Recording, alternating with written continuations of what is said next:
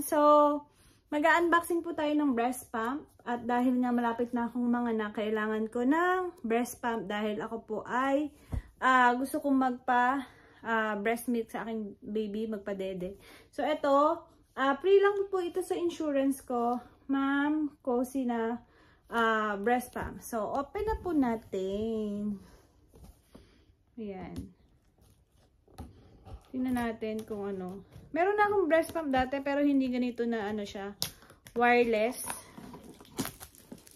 Wireless breast pump. So, ayan po siya. Pag inopen ay, ito. Open natin dito. Para ma-ready ko na rin po kasi anytime soon, lalabas na ang baby. So, kailangan madala ko din siya sa hospital. So, ayan siya. Ayan. Ayan. So, ito, ayan. Ganito po ang itsura nito. Ayan. 2 piraso na po yan magkabilaan.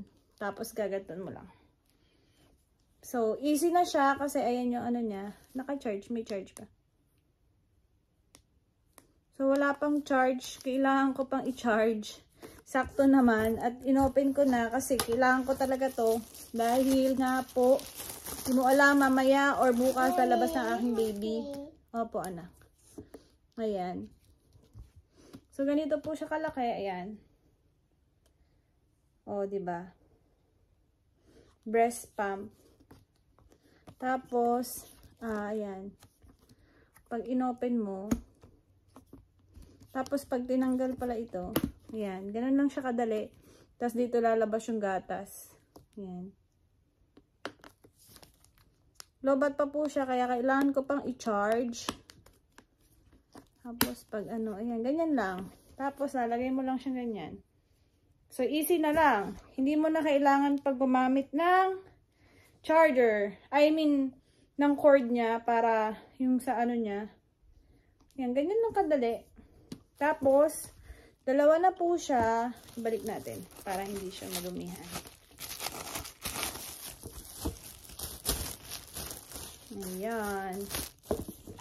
Anyway, free lang po ito ng insurance ko. Dito po kasi sa US, kapag may insurance ka, pwede kang mag-claim ng breast pump.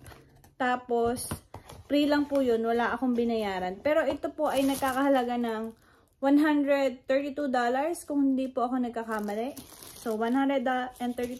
So, pag kinonvert sa peso, almost 6,000 plus, 7,000. Kayo na lang po mag-convert. Hindi ko alam kung magkano yung palitan po ngayon. Tapos, ito yung charger niya. Charger nga ba to? Yes. Ayan, charger. Ayan. So, kailangan kong i-charge. So, yun lang. So, ayun lamang po. Ayan, Ma'am Cozy. Sobrang laking tulong po nito, lalo na pagbalik ko sa trabaho dahil kailangan mag-pump pa rin. Ayan. Pero 3 months naman ako nakalib, kaya okay lang.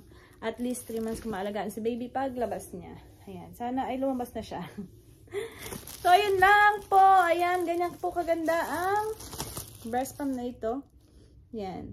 Thank you for watching po. Bye-bye!